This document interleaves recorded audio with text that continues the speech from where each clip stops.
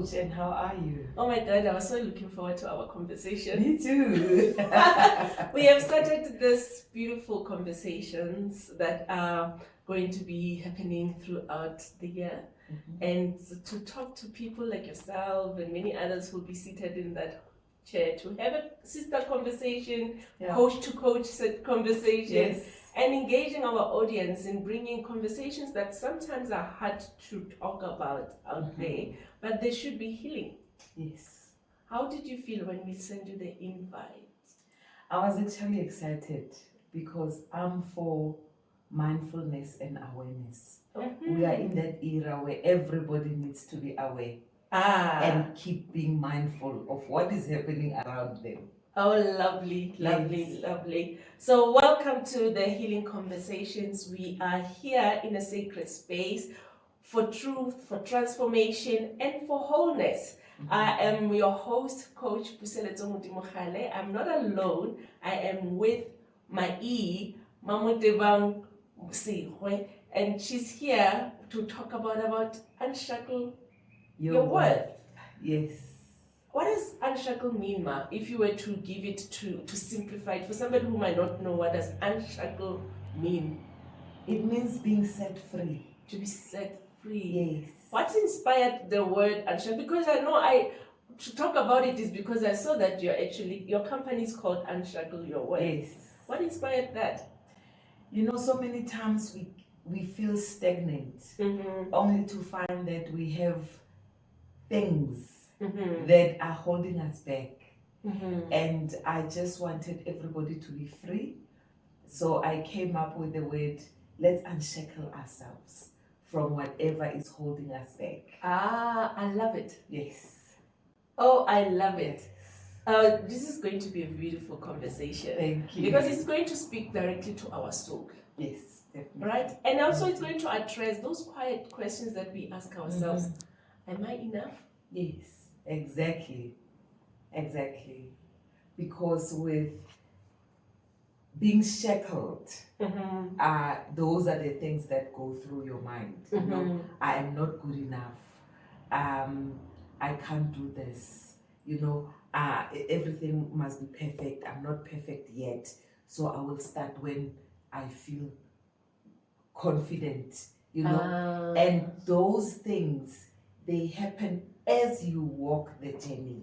As we walk the journey, yes. Right?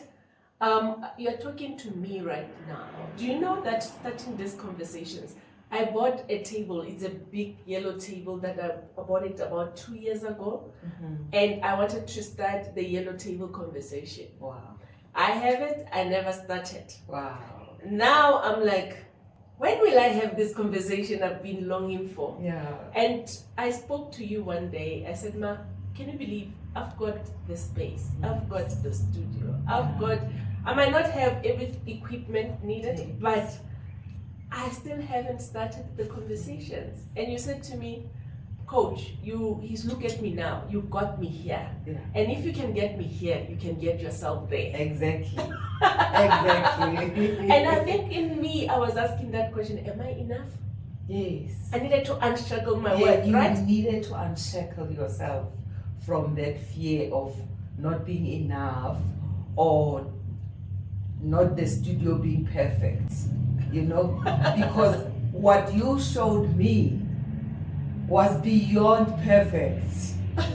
But you know, perfect is relative. It's relative. And perfect will shift. You know, you will get perfect that you are expecting today, and you feel that you can still perfect it. So if you're waiting on perfect, you are never going to get there. But once you start, you've started. So whatever you perfect, it's finding you and growing you on the journey. And I think you say the word perfect in my mind, right? Yes. In my mind. I don't think it was about perfection that I knew that the studio is beautiful. Yes. I knew that I painted the walls. I knew that I have a chair, I have a table. Yes. What was keeping me is a self-doubt. Yes, definitely. It was that thing of, will it really catch the attention of the audience I want to talk to? You know, it's so funny that I am going to say, give you your own medicine. Because I remember one time we were on a hike and you say, you know, we get stuck because we want to know the how. And we need to leave the how to God. You know, and those words stayed with me. So everything that I've done, Coach, I always reminded myself, Coach said, leave the how to God.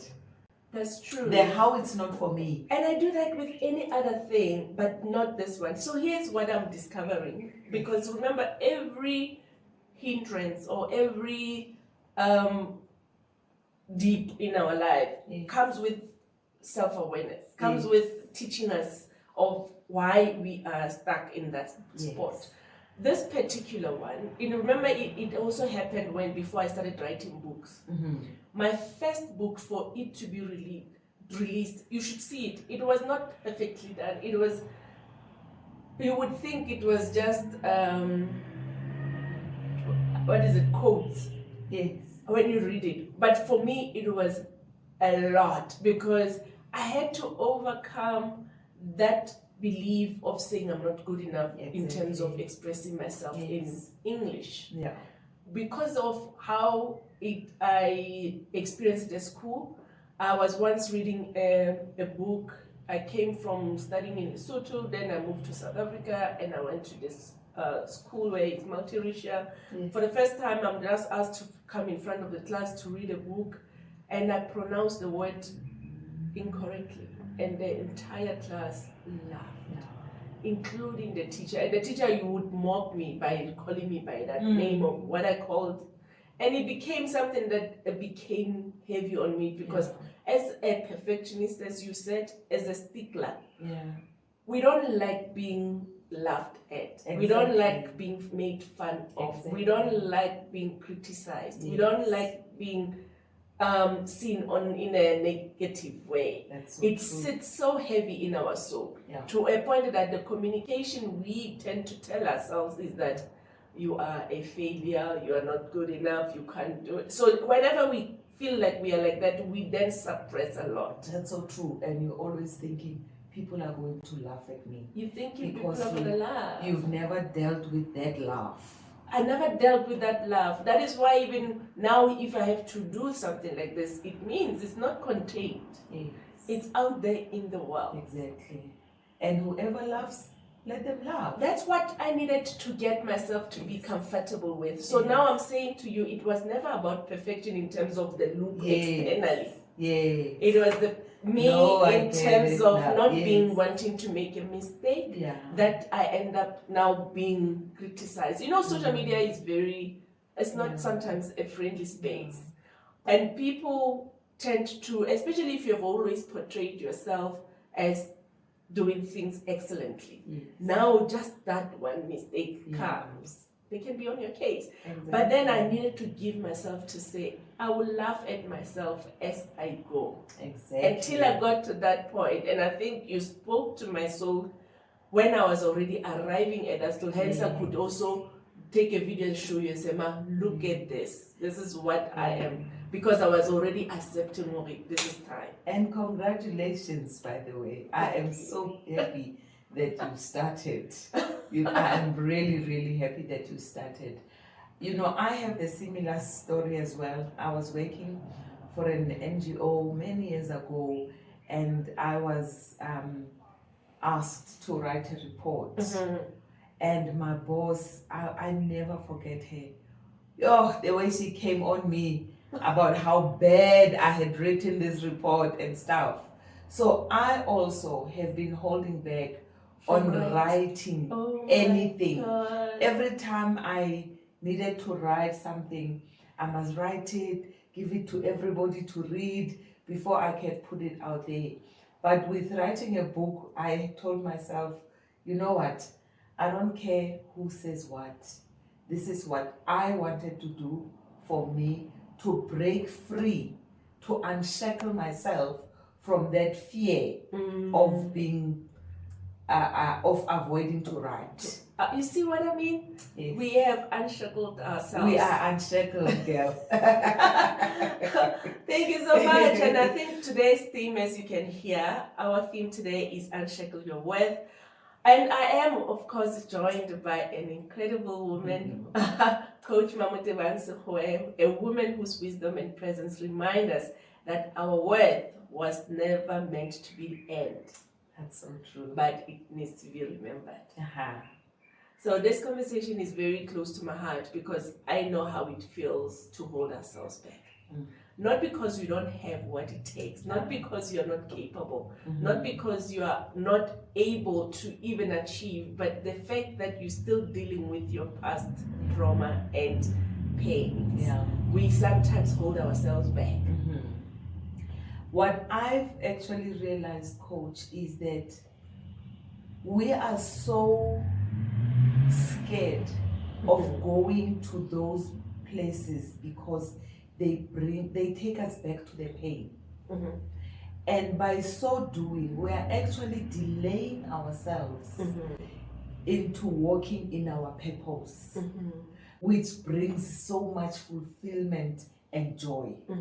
So the pain of whatever trauma or whatever that is holding you back, believe you me, it is not worth you staying away from it. You walk that journey of dealing with the trauma and you set yourself free, and you actually, it's almost like you've cleaned your spectacles. You see the world differently. You get so confident in knowing that whatever I set my mind on, I can achieve. So people must never be scared of going to those places and saying, you know, this is how I felt when my boss ridiculed my report. And what did that do to me? You know, it made myself lock myself into a space where I avoided writing. I probably would have written 10 books by now. You know? But I've been so scared, Exactly. you know, of putting my writing style out there. And you know what? My writing style has its own people out there that I have been depriving. You've been depriving of my writing. Talking of which, I saw you are releasing a book. Yes. Finally! Yes. Unshackled. Finally, I'm unshackled. I'm completely unshackled. What is the book's title again, if you want to tell our audience? The book's title is Hope Carried Me Here. And tell us a bit about that. Because it journey. also aligned with the unshackling, because that's hope. Yes. You needed to have it to be able to unshackle yourself. Yes. You know, so many things led into each other as you walk the journey, which I call the wilderness. You know, God allows you to be in this wilderness and put you through situations that if you look at them, you might think this one is going to kill me. But when you know the truth always sets you free. So I was walking a journey with my son of him being mentally ill. And I knew so little about the condition. And there is so much stigma around mental illness that when I decided I'm not going to keep quiet, I found a community of people that were shackled in this environment of living with mental illness and being shameful and being scared to speak to anybody because they are going to be judged, you know, and questioning your parenting styles, you know, judging each other as couples with kids. And I had it all, you know, and I knew that I needed to stand in that gap of judge me if you want, talk behind my back if you want, but I am unshackling myself and all the families that are dealing with mental illness.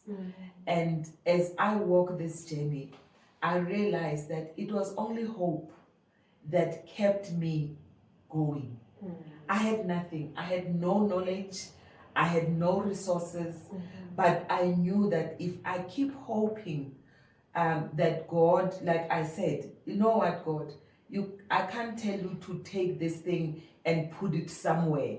So I know that you will walk this journey with me. So I had to keep my hope in Him that you are going, as your word says, you know, your word is a light unto our feet and a lamp unto our path.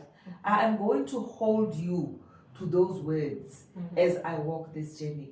And I met you, Coach, and you actually was a tool that God used to get me to where I am today. You know, that's where Unshackle Your Worth was born, because it started with retiring from the negative mind thoughts that I had and beliefs that I had, to say, why me, you know, feeling sorry for myself. So I just want to say to anybody and everybody, there is nothing different with us, but we just held on to a belief that we can do this thing. This is a powerful book. Ma, you are going to really help a lot of people to unshackle their worth. I hope so. Because we do tie ourselves down by our circumstances. Sometimes we just lost a job, and people used to see you as a this bubbly person who's going to work, even when you're waking up, taking a taxi or getting into the car, going to work. Now you've lost a job.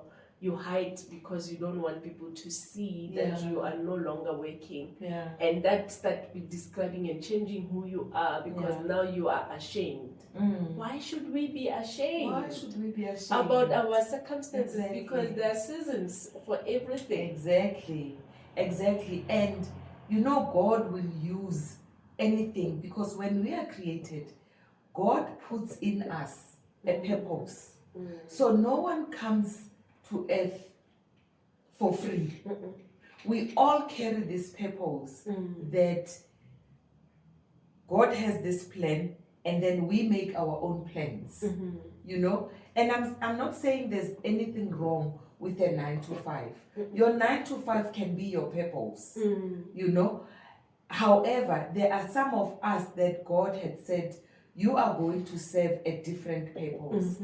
And if God chooses to end that 9 to 5 for you, one way or the other, you know, somebody will say everything was working fine, and then all of a sudden my company went through a bad patch and I had to be retrenched. Go back to God and say, okay, what is your plan for my life in this situation? Because you will find that that purpose, that original purpose that He had placed in you, it's the one that you now need to pursue. He was setting you free from what was holding you back from fulfilling your purpose, so that you can actually seek Him and then walk the path of fulfilling your purpose. Most definitely. Most definitely. I think once we can get that, we will definitely give ourselves permission to move to the next step. You know, the most critical thing that we do is the self-critique. Yes. The inner critic voice that says to you, people are going to laugh at you. People are going to see you as not worthy. And especially we know our truth. Sometimes we tend to want to impress so much that whenever we are running out of funds that we used to use to impress people, now we can't impress them. Maybe by the way we dress, maybe by the what we drink when we are in the socials, maybe by who we walk with, maybe the cars we drive. They can hold us back. Exactly. They can hold us from actually moving forward if we give them so much power, and our power is external more than it is internal. That's so true. That is so true. And you know, when you go back to the Creator, when you go back to God, you realize that the way you had planned your own life, in most cases, you are the one that is actually putting pressure on yourself. But once you walk the journey the way He had cut it out for you, everything becomes so easy. You know, we say people are destiny helpers. They just come. God brings them to you. People will just meet you. People will just call you into spaces that in your own plans you would never be in those rooms. But today you find yourselves in those rooms. And it can only be because now you are walking the plan that was already cut out for you before you were even born. Definitely. So my main advice now is seek that. Yeah. Seek what your purpose is. Yeah. Because all the supply, all the resources, everything that you need to actually have joy on earth, it's on that path already. It is on that path already. Yeah. It is on that path. I love this conversation a lot, Ma, because it's really helping us to realize some of the things and even explore how we can sometimes detach ourselves from the achievements, the what we have, the material things. The material things. What about money? I feel like sometimes we give money as if without it we can't breathe. Yeah. You know? Yeah. So when we talk about this, we are trying to also give people their power back. Exactly. And that's what I want us to do right now. So as we move now to the next thing, because I've got a lot of things that are coming in my mind, I just want us to now move on to the next thing. Okay.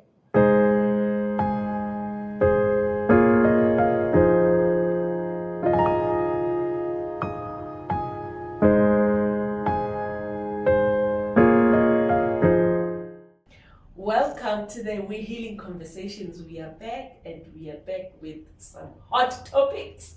Today we are talking about Unshackle Your Worth. Guys, this is one of the most important things for us to walk, especially in our own personal development journey. We get to be held back by so many things. Sometimes we are held back by our own limiting beliefs. We are held back by self-doubt. We are held back by this question, am I good enough? Am I worthy? And these are some of the things, if we are not aware of, they can stop us from pursuing our dreams. They can stop us from bringing our best self out. They can stop us from actually owning our power. And I'm not alone. I am talking to Mama Eva Segoe and Mamotebang, Coach Mamotebang. She has a company called Unshackling Your Worth, and it has actually inspired me to have this conversation. So, Ma, I want to take us to talk about your life. I know that whenever we come up with names, like I came up with my company's Mind Retirement Institute, it came with the question when I was asking myself at the age of 40. At 40, I thought I would be retired. Am I truly retired? And God said yes. And for me, I was thinking no. Because I didn't realize that the retirement that I want to have, the best one is the one when we are letting go of what's holding hostage or that keeps us in prison in our own mind. That's the best retirement of the mind. Because you live a happy life. But now, yours is Unshackle Your Worth. So just take us back into your life when you needed to unshackle your worth. Why was it important for you to unshackle your worth? Coach, I had lost myself in taking care of my son who was mentally ill. I forgot about me. I forgot who I was. I had no purpose but taking care of him. Everything around me was just focused on him. And when you say take care, how does that look like? Were you feeding him, taking care Yeah. of him? How? Well, when you are living with somebody who is mentally ill, they all differ. They are irritable. Okay. You can never confirm how the day is going to go. Okay. I remember, and this is all in the book, by the way. Oh yes. It's the day for him to go for treatment at the clinic, and he decides that morning he doesn't want to go. And you nag, you scream, you shout, you beg, and then finally, when he decides to go, he doesn't want to take a bath. Or he takes a shower and goes back into his filthy clothes. Now, as a parent, you need to know the battles that you are going to fight and the battles that you are just going to let go. So for me at the time, I needed to choose which battle am I fighting here. Do I need to get him to the doctor, or do I need him to be clean? And I would take him to the doctor, ali filthy, ali jwalo, knowing that doctors have seen these things. Doctors know what we go through. So if I'm going to hold myself back by saying people are going to judge me, I'm working with this handsome tall guy who's filthy and we are in public spaces, So I chose my battles. I knew that if I can get him there, I have won a battle that day. Wow. In getting him where we want to get to, him having medication. Whether his clothes were clean or dirty, it didn't matter at that time. But I think it's not all of us, Ma, that arrive at that point of saying it's okay to walk with a child that is dressed with their filthy clothes. Yes. I remember when I was raising my children, I think they used to love choosing their own clothes. Yes. My eldest, Gemo, one of the person who was very clear of what she wanna wear. Yes. And sometimes it wasn't matching. Yes. Yeah, literally her choices sometimes will be questionable because she would choose to wanna wear stockings in a hot day. Yeah. And a jersey in a hot day. Yes. Or a miniskirt in winter. Yeah. But it came to the point where I said, let me empower her ability to make decisions. Yes. But it's not every parent who get to retire their mind to that state of saying it's okay for a child to make their own choices. They find it hard because they look at themselves through this child's behavior. Yeah. That child's behavior defines them, defines their parenting style, defines how they are holding space in their homes. And how does one who still they still want to control this behavior, they control what the children do? Is it a good thing what we were doing, or is it, I don't know, maybe we can discuss it, because I do know that I've seen it with my children's friends as well, that our parenting styles are different as people. My children are given the power to make decisions, while their friends might not be. And you find that for everything they have to make, like for instance, choosing a dress for matric farewell. No, I will ask if mommy likes it. Yeah. And for me, it's like, do you like it? Yeah. Yes. How does one get to that point, though? Sometimes, Coach, I believe that it is not even about a parent thinking that people will be judging based on the child's choices. It's the parent themselves afraid of what people are going to say. And if we were to live for what are people going to say, we would be stagnant forever. Because people will always have something to say, good or bad.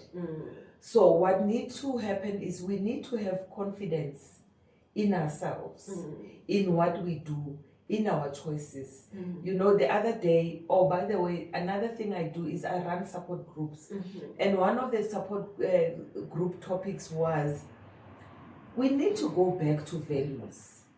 Because if each household has its values and we understand why we have those values, then we wouldn't be bothered by what your next door neighbor's values are, because it is their values and they're going to live by them. And if those values work for them, then it's fine.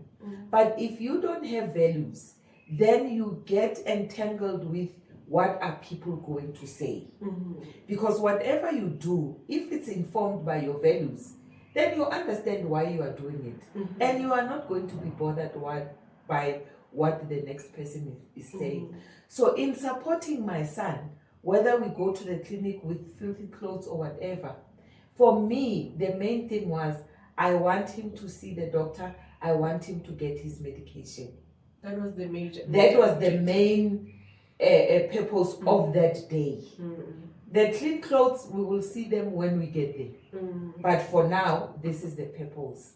You know, there will be days when, you know, people living with a mental illness are prone to substance abuse. And there would be days when he would go and have alcohol. And when he comes home, we're all walking on eggshells because, you know, we are not sure. I hope there's somebody listening, maybe going through the same thing. You need to live your life and hold your space and keep your peace and understand that this is your child. Good or bad, they are your child. And do what is right based on your values at that time. There was a time when we had to get him arrested. I would never get my child arrested on a normal Sunday, you know. However, we were at a point where he's not aware of what he's doing. We can see he's not aware of what he's doing because he's been diagnosed. We know that he is not well. And if we let him, he is going to kill us. He is going to kill all of us in the house. And we don't, unfortunately, in South Africa, don't have halfway systems where in cases like that, you can then take him there, or you can call somebody else besides the police to come and get him.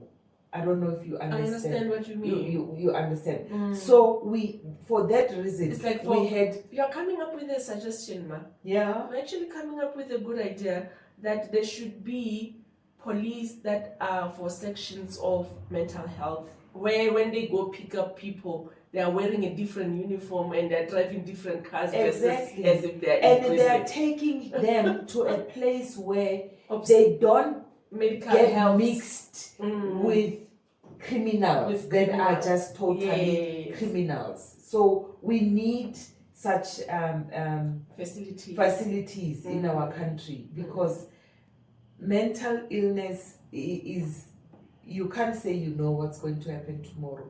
So it was very heartbreaking for us. My son was in prison with all the criminals and all the people that have done all sorts of things. It was, I couldn't sleep. Every evening when I switched off the light, and knowing that you are the one who took him there. Yes, it was like, oh my God, what is happening to him? I remember the day I went, and when he left, when the cops came to take him, it was winter. He was warm. He had on tracksuit pants, you know, he was warmly dressed, a warm jacket and everything. And the first time I went to see him, I was told he's wearing shorts. So in prison, he might have bartered his clothes for cigarettes or something else that he needed while he was there, you know. So I don't know, but these are the things that, had I allowed them to just shackle me, I would still be sitting there, probably myself depressed and out of it. But I understand that you are now at the point where you are unshackled, but it took a journey. It's a journey, and it's a work that you must do.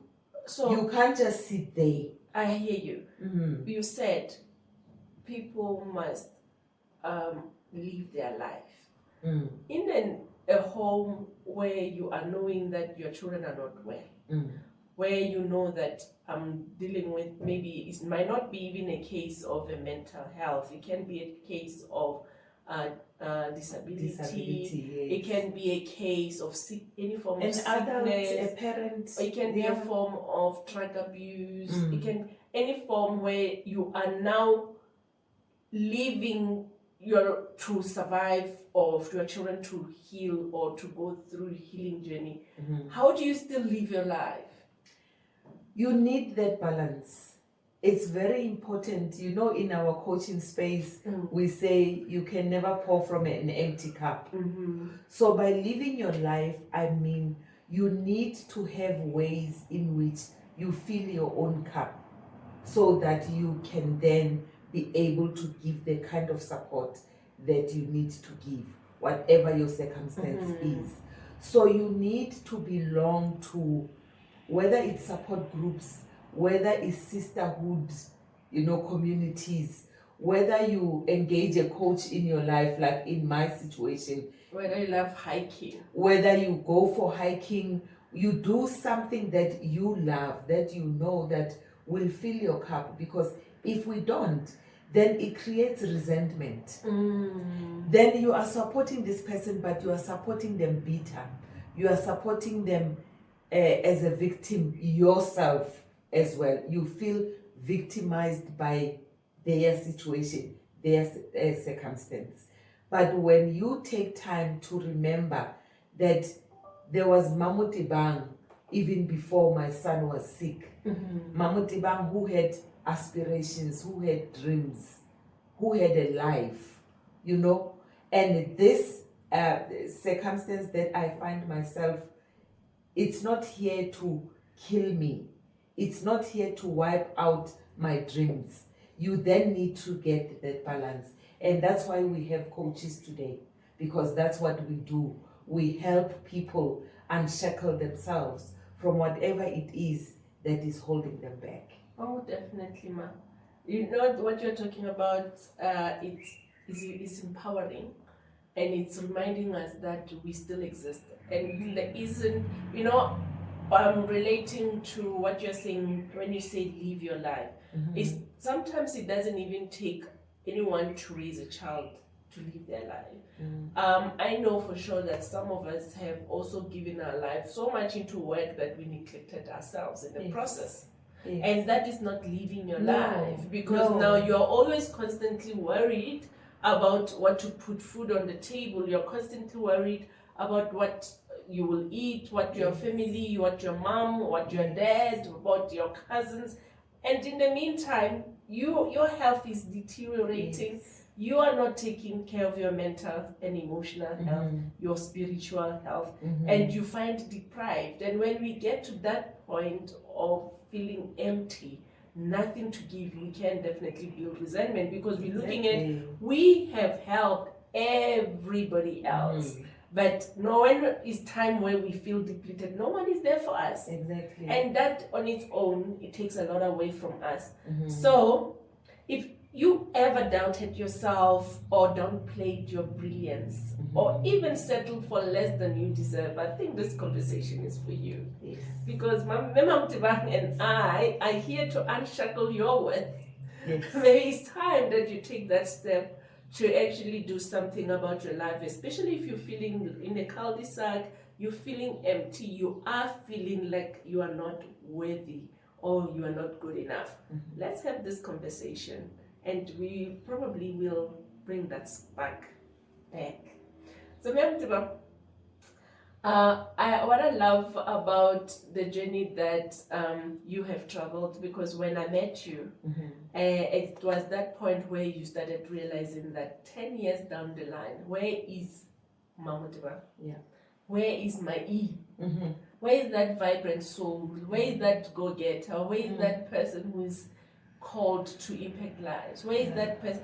Because I do know that you don't only have one child. Yeah. In the midst of you talking about this child, there are other children who also probably felt neglected in the midst of focusing on one, and you still also have to be present. Yes. You also have a husband, you are married. Yes. You're also a sister, you have siblings.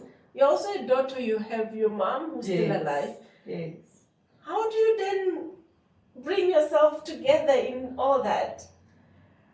Once you know who you are, once you are fully unshackled, you are able to pour in each cup what belongs in that cup, still keeping your own full. So balance is very important.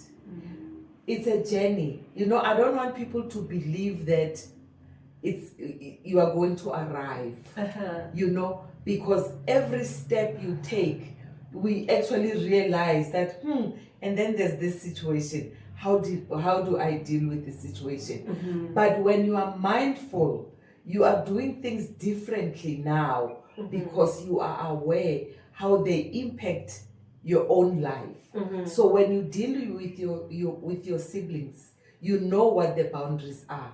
You know how far you can go and how much you can pour, and you know where to stop. When it comes to our parents, we still need to learn that yes, we are honoring them, yes, we are respecting them, but there needs to be boundaries as well, because you are also keeping yourself whole for the purpose that you are on earth to fulfill. So even your children that you gave birth to in the house, you need boundaries with them. They also need to know, mom comes up to here, and from here it's for me to take this and run with it. Whatever tools she's given me, that's all she could give me. And I must do what I can with them. Because what we did with healing from the mother wounds, we said they did the best with what they had, and we had to come and heal ourselves. So this journey continues. It doesn't stop somewhere. And we are now just building legacies of bringing up mainly our daughters. You know, Coach, let me tell you something. I met somebody that was saying, why we do that thing with grandmother, mother, myself, and my daughter, it's that when my grandmother expected my mother was born with her eggs in her already. Eggs? Yes, in the ovary. You know, as women in the womb, we carry our eggs. So it's almost like my grandmother, when expecting my mother, when giving birth to my mother, I was already there. What? Already. And when I was expecting my daughter, my granddaughters, no. Oh, you mean your all sister? All the girls, because all the girls are born with ovaries. Oh. Okay. So hence the trauma travels in the female lineage. Hence you can have your grandmother's traumas, because when your mother was growing in their womb, you were already a seed somewhere. So when we fight the battles that we are fighting now, we are making that legacy so that our children can get to a point where there's no trauma in our bloodline at all. That when our daughters have children, they can have children that are not carrying any of the traumas that are in the bloodline. So once we are aware and we are mindful, we look at how we nurture our children, because we know that if we don't do the right thing, we are perpetuating the traumas that are in our families and our bloodlines. I'm so glad that you also touched on this book. There is no way I cannot touch on it. Healing from the mother womb. Yes. Which is exactly described by your demonstration Yes. of how we inherit Yes. our traumas from our forefathers, and how it comes about, especially in a female lineage. Yes.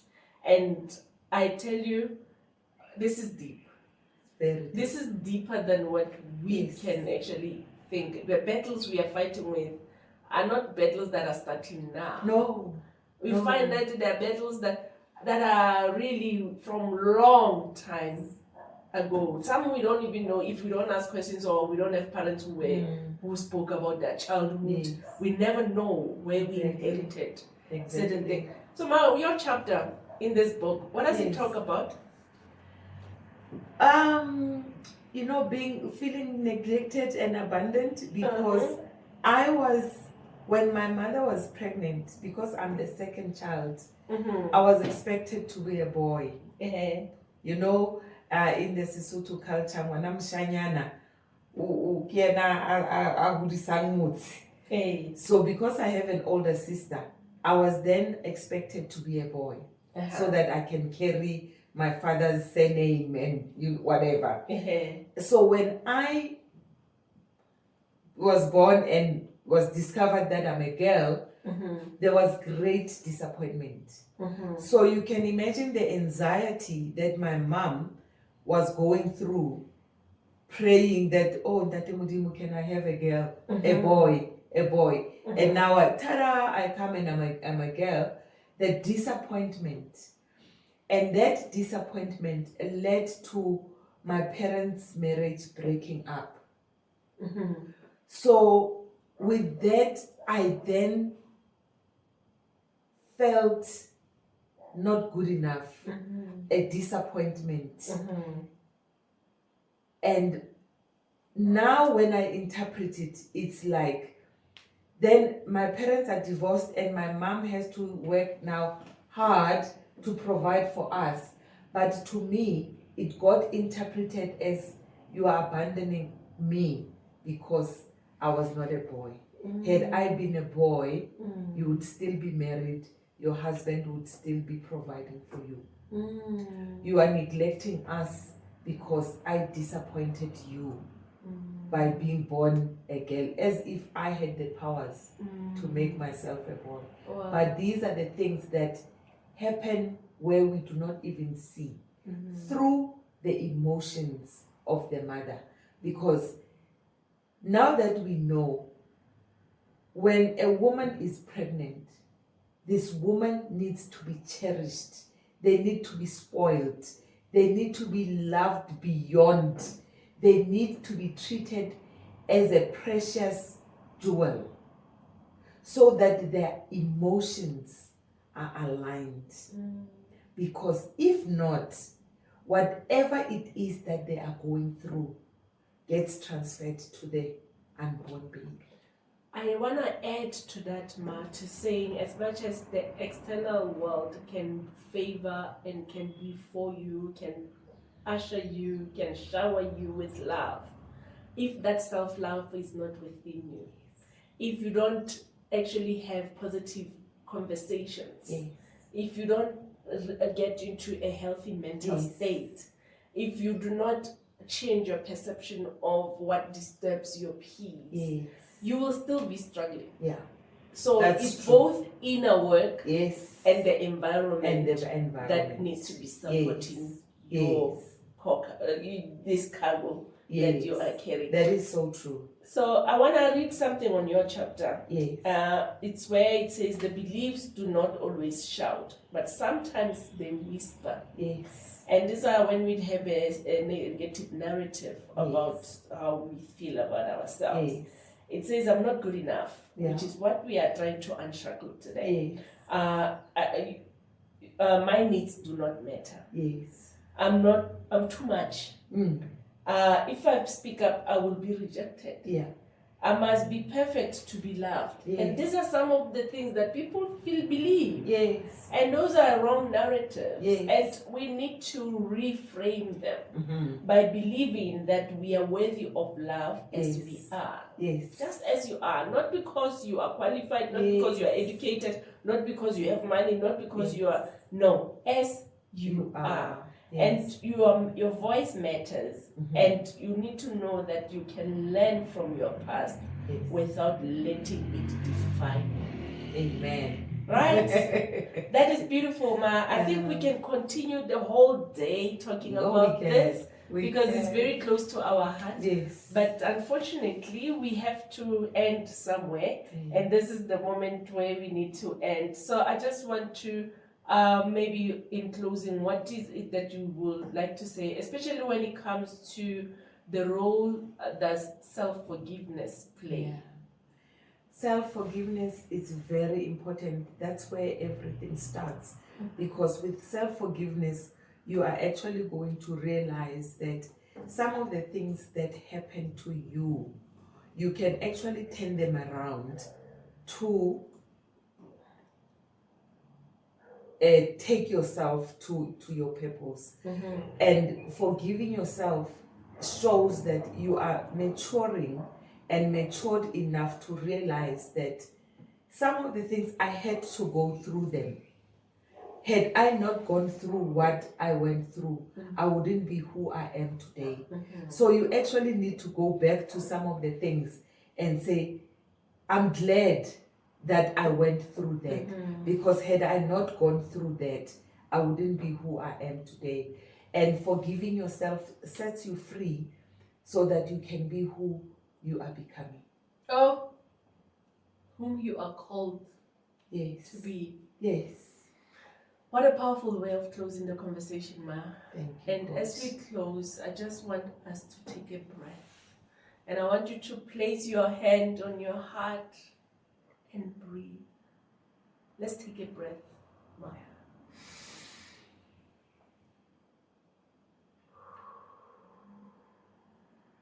Again.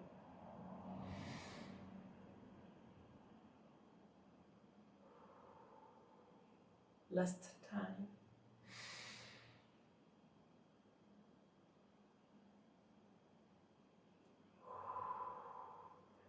You must feel the rhythm of your existence. You take that pause sometimes to take a breath.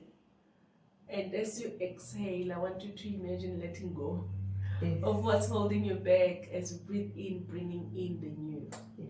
Because that's how somehow we can always unshackle our breath, our worth. Because it's, the breath is a sign of life. Hence, we love being around trees for oxygen. Yes. We bring in fresh, oxygenated blood, oxygenated air into our lungs, and then we breathe out carbon dioxide, which shows that every day there's a circulation of new and old, new and old. So unshackling your worth is exactly that. Yes. We bring the new, we let go of the old. Thank you. Thank you. Well said. It was lovely. Thank you, everybody. Thank you.